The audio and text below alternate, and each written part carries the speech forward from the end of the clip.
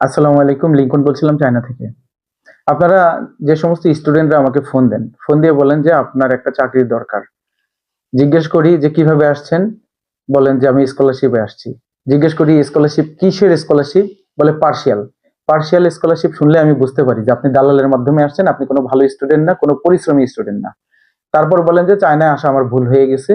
চায়নায় আসা ভুল হবে কেন? চায়নাতে যে ধরনের স্কলারশিপ আছে, চাইনিজ ল্যাঙ্গুয়েজ শেখার পিছনে বাংলাদেশের লোকজন কে ডেভেলপ করার জন্য অথবা অন্য দেশের লোকজনকে চাইনিজ গভর্নমেন্ট চাইনিজ ভাষা শেখানোর জন্য যে পরিমাণ টাকা খরচ করে, এই পরিমাণ টাকা আপনি অন্য কোনো জায়গায় হয়তো বা পাবেন না।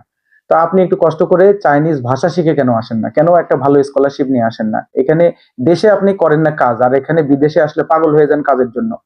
টাকা দিচ্ছেন দালালকে, দালালকে টাকা দেয় একেবারে মূর্খ লোকরা।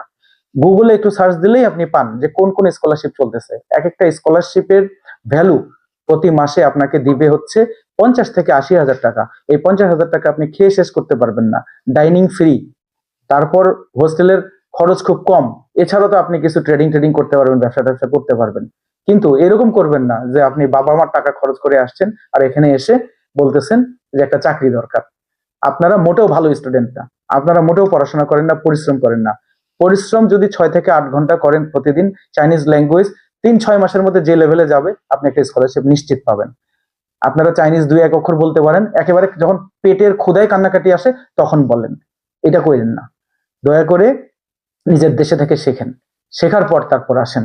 আপনি বাবা মার আপনার বাবা মার অনেক কষ্টের টাকা, আপনার বলার দরকার নেই, আপনি অনেক টাকা পয়সার মালিক। বাংলাদেশের 70 ভাগের উপরে লোক গরিব। তো সেই দেশ থেকে আসছেন, একটু কষ্ট করে আসেন। ধন্যবাদ সবাইকে, ভালো থাকবেন।